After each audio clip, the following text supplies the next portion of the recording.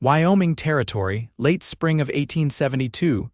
The wind howled low over the plains as the woman urged her horse faster, clutching her child to her chest like a lifeline. "Hold on, Felix," she whispered, her voice rasping from dust and fear. "Just a little longer." Behind her, the land stretched wide and hot under a pale sky. She had not slept in 2 days. Her dress was torn at the hem, boots caked with mud and dried blood. The boy, no more than 5, was silent now, cheeks flushed with heat, head tucked against her shoulder. He had stopped asking for water the day before. That terrified her more than anything. Her name was Vienna Talbot. She had been the wife of a man who wore a sheriff's badge like it made him holy. But behind closed doors, he was cruel. When the bruises started showing on Felix, she took what she could and ran. Now they were alone, somewhere between Rawlins and nowhere, with a busted canteen and a half-dead horse. And then she saw him. A lone rider, tall in the saddle, sitting still against the sun's glare atop a ridge. He did not move when she approached, did not draw his weapon, only watched. He looked part of the land dust-colored hat low over his brow, broad shoulders squared with quiet strength. Vienna yanked the reins to a stop, heart pounding. "Please," she said, voice cracking. "He needs water." The cowboy swung down without a word. He moved carefully like he had seen too much and trusted nothing. But he pulled a canteen from his saddlebag and held it out. Vienna took it with shaking hands and lifted it to Felix's lips. The boy drank, greedy at first, then slower. His little fingers curled tighter around her neck. The man watched them both, face unreadable. Then he said, "There's a creek not far, you're riding the wrong way." Vienna looked up at him. "Are you going to take us back?" "No," he said simply. "I do not bring people anywhere they do not want to go." She stared at him, searching. "What's your name?" "Landon Ridge," she nodded like that answer meant something. "I'm Vienna. This is my son Felix." He gave a quiet nod. "Come on, you ride with me, I will walk the horse." Vienna hesitated. "Why would you help us?" "I do not need a reason to do the right thing." She handed Felix up into his arms. Landon caught the boy gently, settling him against his chest with care that made her throat tighten. Then he held a hand out to her. She took it. They moved slow across the open land, the sun dipping lower, shadows stretching. Landon's horse was calm under the weight of 2, and he walked beside them with long strides, his rifle slung across his back. At the creek, Vienna slid off first, boots sinking into soft mud. Landon handed Felix down and stepped back, letting her kneel by the water's edge with her boy. She cupped water to his mouth, soaked a cloth, and wiped his brow. When she looked up, Landon had already started a fire. Later, when Felix lay curled by the flames, belly full of hardtack and jerky, Vienna sat across from Landon. Her hands trembled as she held a tin cup. The quiet between them stretched, thick and waiting. "I do not have a plan," she said. He did not look surprised. "You do not need one tonight." She looked at him. "You're not going to ask?" "No." "Why?" "Because I know what it looks like when someone runs to save a child." She swallowed hard, her eyes burning. He added a log to the fire, then sat back. "You can sleep." "I will keep watch." Vienna hesitated, then nodded. She laid beside Felix, wrapped her arms around him. Her eyes stayed open for a long time, watching the flicker of firelight dance across Landon's face. He sat motionless, eyes on the dark horizon. That night, for the first time in years, she slept without fear. Morning brought cold air and pale light. Landon had coffee brewing before either of them stirred. Vienna sat up slowly, brushing hair from her face, and saw Felix still asleep, cheeks pink with color again. "Coffee?" Landon asked, holding out a tin cup. She took it. "Thank you." He nodded once. They rode again that day, headed west. Landon had a small cabin north of Laramie, empty since his brother died in the war. He said it quiet, without emotion, but Vienna saw the weight behind his words. "You live alone?" she asked. "I do." "No wife?" "No." "Why not?" He looked at her. "Never met one who made me want to stay." Vienna did not say anything, but her fingers curled tighter around Felix's waist. That night they reached the cabin. It was small but strong, tucked into a grove of cottonwoods. Landon built the fire while Vienna settled Felix onto a bedroll. The boy was stronger now, his eyes brighter. Landon brought in wood, then paused at the door. "You can stay as long as you need." Vienna looked up. "I do not want to put you in danger." "You already are," he said. "But I do not care." Something shifted in her chest. Over the weeks that followed, Vienna worked beside him. She chopped wood, hauled water, mended clothes. Felix followed Landon around like a shadow, learning to tie knots, feed the horse, clean the rifle. Landon taught him gently, never raising his voice, never pushing. Vienna watched them from the porch sometimes, her heart aching with something too big to name. One afternoon, she stood at the fence, arms crossed. Landon came up beside her, quiet as always. "He is laughing again," she said, voice thick. Landon nodded. "He is safe." She looked up at him. "So am I." He did not speak, but his eyes met hers. Something passed between them, not fast, not loud, just steady. Like the way he always stood between her and the wind. That night, after Felix had gone to sleep, Vienna stepped out into the night air and found Landon sitting on the porch. She sat beside him, close enough to feel his warmth. "Why did you help me?" she asked. He looked forward. "Because you needed it." "But why stay?" He turned to her now. "Because I wanted to." She stared at him, heart thudding. "Are you going to send us away?" He shook his head once. "No, never." She reached for his hand. He took it. And in the quiet of the Wyoming night, beneath stars that hung low and bright, Vienna Talbot leaned into the only man who had ever made her feel completely safe. And Landon Ridge held her fast. Landon found her in the garden near dusk, knees in the dirt, sleeves rolled, fingers dark with soil. A row of potatoes lay freshly unearthed beside her, and she was brushing dirt from one with the edge of her palm. Eyes narrowed in thought, as if the earth might answer a question she hadn't asked aloud. "You ever plant anything before?" he asked, voice low so it wouldn't carry to the cabin. Vienna sat back on her heels, brushing her hands on her skirt. "No, I've pulled weeds from someone else's patch, but I never put anything in the ground myself." He stepped closer, boots soft in the grass. "You planted straight." "That's more than most can say their first try." She looked over her shoulder. "I watched how you did it last week." Landon nodded once. Then, after a pause, "You want help finishing the row?" "I want to finish it myself." He stayed quiet, then eased down onto the bench beside the chicken coop, where his tools lay arranged in a neat line. The hens were already inside for the night, soft rustles coming from the coop's shadows. When she stood and stretched her back, the sky behind her was turning violet at the edges. She moved stiffly, but with the steadiness of someone growing used to work that demanded more than it gave. "Felix said you let him ride the horse bareback down to the creek," she said, walking toward him with a handful of potatoes. He asked. I walked close. He kept his balance. She studied him a minute. "You're not afraid he'll fall?" "He will, someday, but not that day. He'll learn more from the feel of the horse than from me saying no." She set the potatoes in the bucket beside the bench and leaned against the fence. "You don't speak like most men." Landon looked up at her, eyes steady. "I've seen what comes of too many words." Vienna smiled, though it faded quickly. Her gaze drifted toward the trees. "Felix asked me today if we're staying here forever." "What did you tell him?" "I told him I don't know yet." The wind stirred the tall grass in the far field. A meadowlark called once, then fell silent. "I don't want to run anymore," she added. "You don't have to." She looked at him then. "But I might have to, if he finds us." Landon's jaw tightened, but his voice stayed even. "There's nothing east of here but open land and men who owe me favors. If he comes, I'll know. I don't want you in danger because of me. I've lived through worse than one man." Vienna studied his face. "You don't say much about your past. Nothing back there worth dragging forward." She hesitated. "Did you lose someone too?" He didn't answer at first. The air between them cooled with the coming dark. "My brother came back from war with a hole in him no doctor could see. He lasted one winter."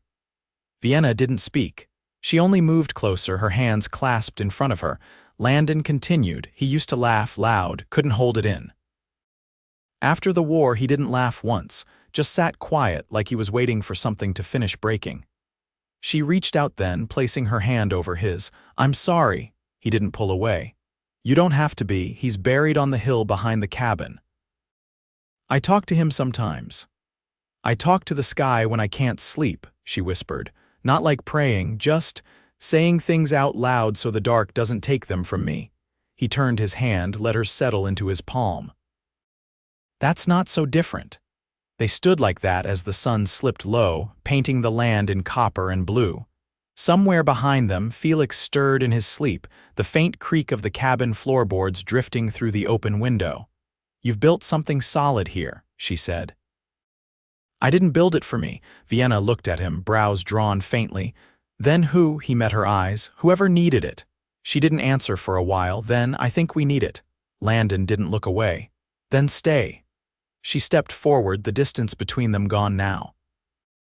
"Not just for the night." "No," her voice was quiet. "For how long then?"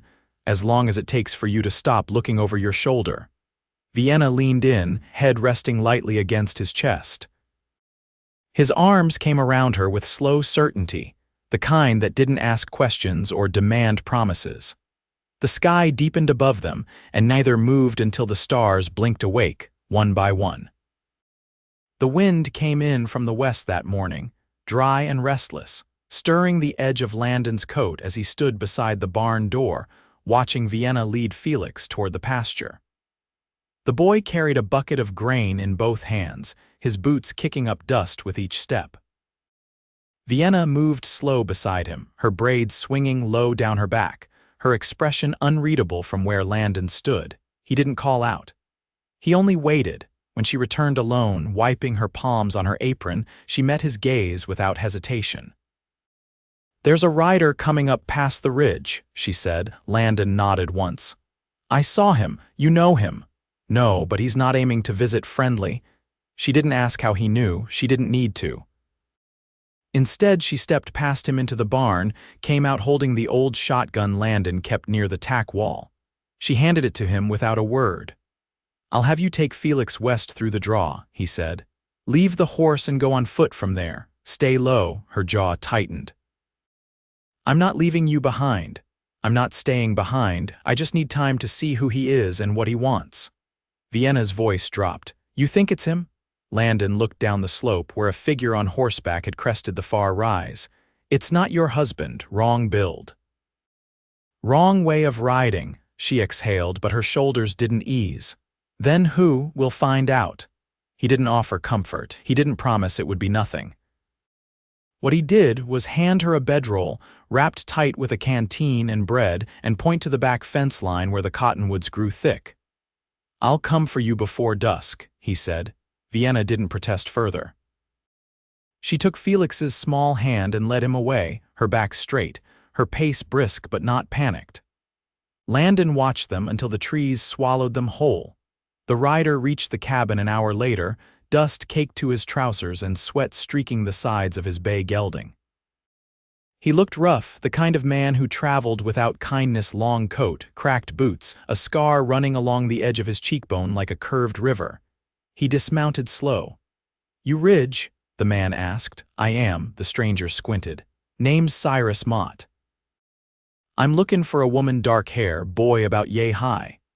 He held his hand at his waist. "Said to be traveling this way, might have come up from Carbon County. You seen her?" Landon didn't blink. "No." Cyrus looked past him at the cabin, then toward the pasture. "You live here alone?" "I do." "You sure?" Landon stepped forward, boots sinking into the dry earth. "If I wasn't, I wouldn't have said it." Cyrus stared at him for a long beat, then he spat into the dirt and swung back onto his horse. "If you see her," he said, reins tightening in his fist, "you tell her there's a bounty out, and it ain't just her husband looking anymore." He turned and rode off without waiting for an answer.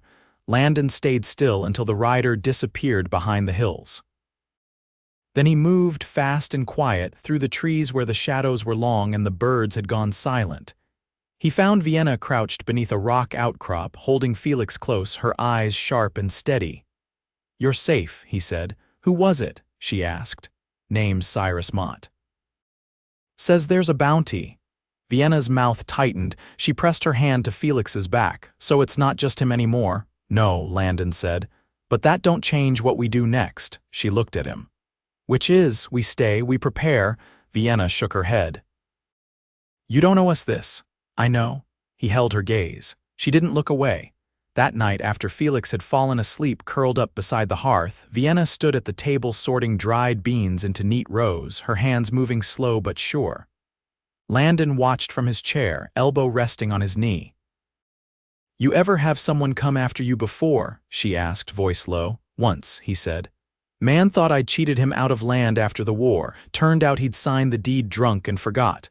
What happened? I gave him the deed back, told him to take it and go. Why? He had a daughter. About Felix's age, she was watching. Vienna set down the tin cup she'd been filling. You think about having children? I used to, she turned toward him. What changed? I didn't have anyone to raise them with. Her voice was quieter now, and now Landon stood, crossed the room. Stopped just in front of her, she didn't step back. I'm not whole, she said. I'm not asking you to be. Her eyes filled with something fierce and fragile. I wouldn't know how to begin again. You already have. The silence between them stretched, not empty but full. Like a field ready for seed. Then she reached for his hand and he took it. Outside, the wind settled. Inside, the fire burned low and steady. Late summer settled in slow, the kind that baked the earth by day and left the nights cool enough to sleep easy. The cottonwoods had thickened, their leaves rattling in the breeze like distant rain. Felix had taken to catching grasshoppers in the tall field west of the house, lining them up on a flat rock before letting them go. He did it quietly, never squashing them, just watching how far they'd jump when freed. Landon stood at the edge of the shed, sharpening a draw knife with long, patient strokes. His shirt stuck to his back, sweat darkening the collar, but he didn't stop. The door hinges needed fixing, and he'd found a cracked beam under the porch. There was always something.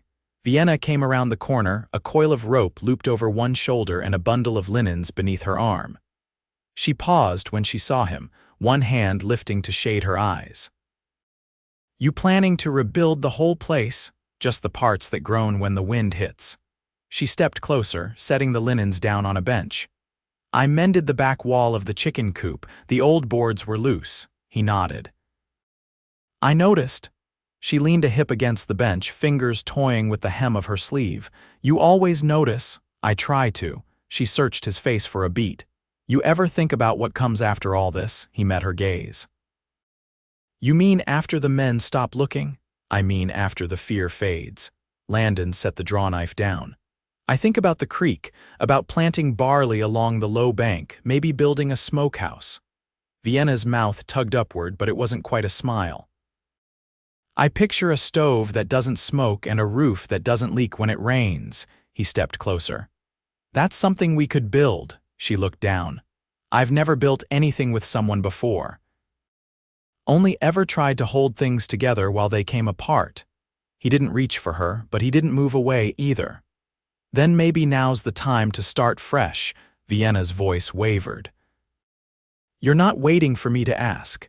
I don't need you to. Just then, Felix's voice rang out from behind the barn. Mama, come look, she turned, already moving. Landon followed at a slower pace, wiping his hands on a rag.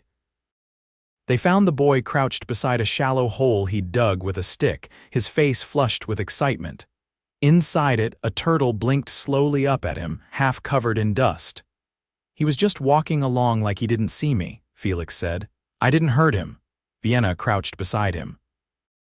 He looks like he's been around a while. Landon knelt silently, studying the ridges on the turtle's shell. Box turtle, he'll keep walking until he finds a place to winter. Can we keep him? Felix asked. No, Vienna said gently. We let him go. That's how we make sure he keeps walking. Felix frowned but nodded.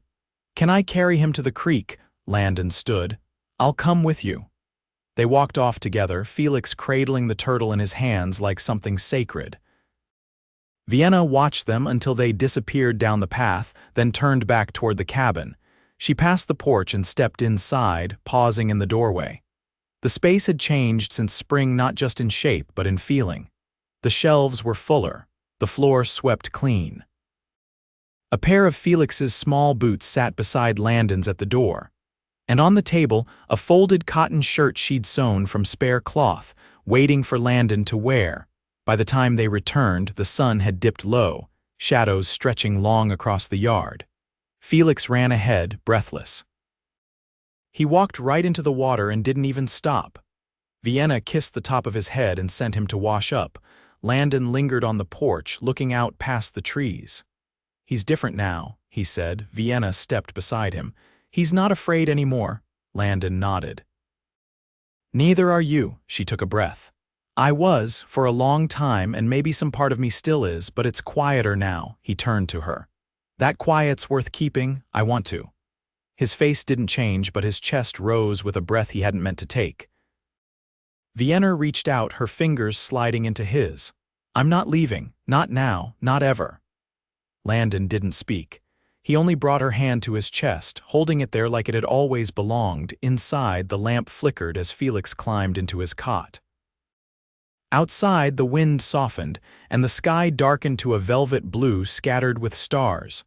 They stood together on the porch, hands clasped, watching the land settle into stillness. It was not the end of something. It was the beginning. The rains came late that year, falling in long, steady sheets that turned the hard-packed earth pliant and dark. Vienna stood under the shelter of the woodshed, watching as the water traced lines through the dust on the window glass and pooled at the edge of the porch. Behind her, the scent of ironwood and wet hay drifted in, mixed with the warmth of oats cooking on the stove inside. Felix was seated cross-legged by the hearth, carving a sliver of pine with a blunt-bladed pocketknife Landon had dulled for him. Landon himself was out back, checking the roofline where the runoff had begun to trail too close to the foundation. Vienna could hear the measured thud of his boot as he moved along the eaves. She pulled her shawl tighter and stepped off the stoop, walking the path with care. The mud clung to the soles of her shoes and the cold bit through the fabric of her skirt. Landon looked down from the ladder when she rounded the corner. "You'll catch your death," he said, rain dripping from the brim of his hat. "I've lived through worse," she replied. "You need another set of hands." He glanced back at the spot he'd been patching, then stepped down. "It's done for now, won't hold forever, but it'll see us through the season." She took the hammer from his belt, weighing it in her palm. "You're starting to sound like a man who plans to see many seasons." "I do," she met his eyes. "With us? With you." The rain softened to a mist, and he reached up, brushing a strand of damp hair from her cheek. She leaned into the touch without hesitation. "I've been thinking," she said. "About the land west of the creek, the slopes gentle, it'd catch morning light. For what? A garden. Bigger than the one near the coop, squash, beans, maybe some corn." He studied her. "You want to settle into this place?" "I'm already settled," she said. "Now I want to grow." Landon's hand dropped to hers. "Then we'll clear it in spring." They walked back together, slow despite the rain. Inside, Felix had fallen asleep against the hearth, his carving clutched in one hand. Vienna knelt and loosened his grip, setting the wooden shape gently on the mantel. It was rough, but she could make out the outline of a turtle. "You keep teaching him things," she murmured. "He wants to learn." She looked up. "So do I." That night, after the fire had gone quiet and Felix was tucked beneath a quilt with the windows latched against the chill, Vienna stood at the foot of the bed she now shared with Landon. Her hair was loose, her hands folded at her waist. "I never thought I'd have this," she said. "Not just a roof, but a place that feels like it's mine." "It is yours," Landon said. "You didn't ask me to be yours." "I didn't have to." She crossed the room, each step sure. When she reached him, she placed her palm flat against his chest. "I want to be," she said. "Not because you saved me, but because you stayed." Landon framed her face with his hands, his thumbs brushing her cheekbones. "And I'll keep staying." They kissed then, slow and certain, with the quiet heat of people who'd come through fire and found something worth tending in the ashes. They married in the clearing behind the cabin before the first frost. There was no preacher, only Landon's hand in hers and Felix holding a small bouquet of wild asters he'd gathered that morning. Vienna spoke her promise in a voice steady as river stone. Landon answered with few words, but his eyes said the rest. Through winter, they built a smokehouse, and Vienna began to sew quilts from scraps Felix had outgrown. Come spring, they cleared the western slope for planting. Felix grew taller, his shoulders straighter, his laugh louder. He called Landon Pa one morning without thinking, and no one corrected him. Some years later, when the bounty dried up and the past no longer came looking, they added a second room to the cabin. Vienna painted the door blue. Landon carved a turtle into the porch rail, and Felix left it offerings of grasshoppers. Their days were full of labor and their nights full of peace. Nothing grand, nothing easy, only steady, good work, and the warmth of hands held through storms and seasons. And in all the years that followed, neither of them looked over their shoulder again.